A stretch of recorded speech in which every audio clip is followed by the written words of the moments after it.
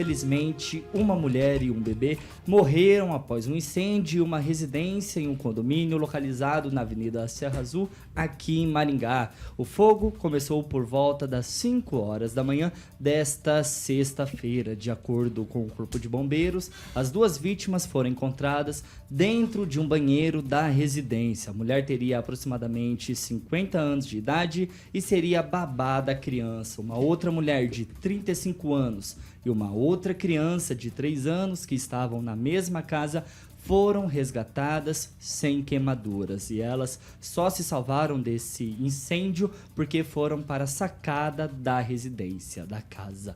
Ainda de acordo com o Corpo de Bombeiros, a babá que veio a óbito estava abraçada ao bebê dentro do box com o chuveiro ligado e toalhas molhadas, porém não resistiram ao incêndio. Cerca de 40 bombeiros participaram do combate do fogo e ainda não se sabe o que teria iniciado o incêndio na casa, nesse condomínio de alto padrão aqui em Maringá.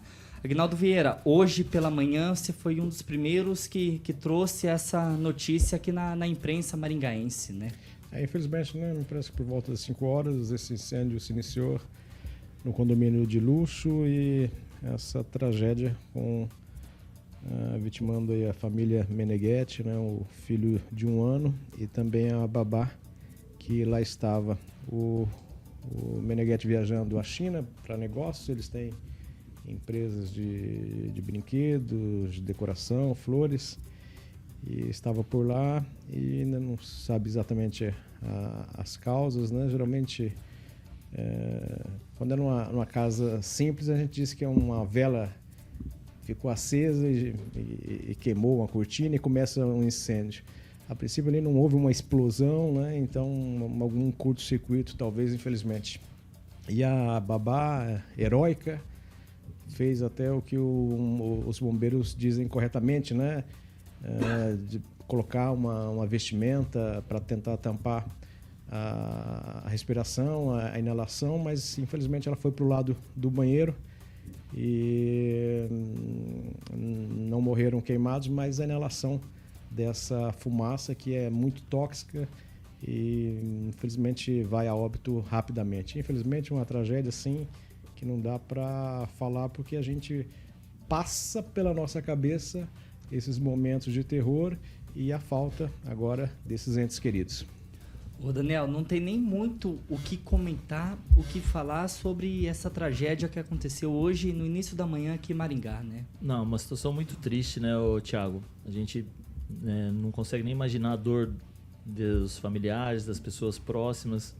Na sexta-feira, assim, a notícia se espalhou muito rápido.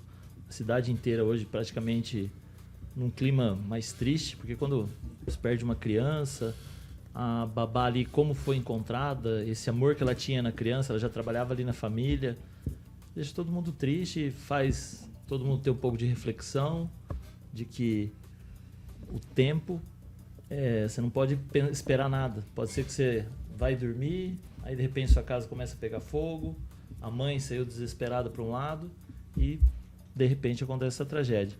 Uma situação que não tem nem muito o que falar, os bombeiros agiram de forma rápida, tudo conforme o script, mas infelizmente quando, não que é o destino, mas quando tem que acontecer, é assim, né? Celestino, foi o assunto em todo município aqui de Maringá e também na região, esse acontecimento que vitimou 2 pessoas. É uma tragédia, né? A gente não sabe os desígnios de Deus, mas o ato heróico da babá, deixando a própria vida para tentar salvar a criança, eu acho que fica, né, nessa tragédia. Edivaldo Magro, só quem é pai, só quem é mãe pode tentar explicar, tentar entender o que é a perca de um filho ou de uma filha, né? Pois é, a gente conversava um pouco antes do programa e quando eu falo sobre isso, eu confesso que eu fico muito emocionado. Eu vi uma tentativa de um bombeiro falar pela manhã e ele embargou a voz, cara que esteve lá, os primeiros que chegaram. E como jornalista, eu sempre cobri muito acidente. Então, a caminho, né, de um evento desse nível, eu sempre orava para Deus que não tivesse criança e eu me deparei muitas vezes com acidente. Isso é uma imagem que nos perturbam muito, né? Nos emocionam absurdamente, são essas situações. E, como você bem disse, acho que quem é pai aqui, ou quem está nos ouvindo, sabe quanto deve ser dolorido, quanto essa dor não vai sarar, vai demorar muito. E a nós cabe, né? Pedir a Deus que dá um pouco de tranquilidade, mas é uma dor que não passa e ela nos incomoda, sabe, Tiago? Incomoda a mim como pai, incomoda a mim como avô também. É muito difícil alcançar a dor que essa família está passando neste momento, porque as circunstâncias são trágicas, são tão imprevisíveis, esses acontecimentos não tem como prever e eles deixam marcas tão indeléveis na alma dessas pessoas, na história dessa família, e nos deixa a nossa história também de alguma forma. Calazans? De fato, não tem muito o que dizer, a não ser a gente, de fato, orar para que o Espírito Santo console os corações aí dessa família. É uma tragédia terrível, terrível. Eu acho que a única reflexão, talvez, que a gente possa fazer é sobre a questão de ter uma rotina de treinamento nos condomínios. Eu, particularmente, morava em um condomínio, um prédio, que me lembro que algumas vezes os moradores foram convocados para participar de treinamentos, né, com a Defesa Civil sobre situação de incêndio, o que fazer. Não que necessariamente isso fosse mudar, não é isso, né? Mas é bom saber, né? A pessoa saber, para saber que lado, às vezes, pode ser melhor colocar um cobertor e enfrentar o fogo do que ir para o banheiro, por exemplo, por conta da fumaça, enfim, né? A maioria das pessoas não sabem disso. Então, de repente, é algo que possa ser implantado nos condomínios, como responsabilidade dos condomínios, ter esse treinamento aí com a população.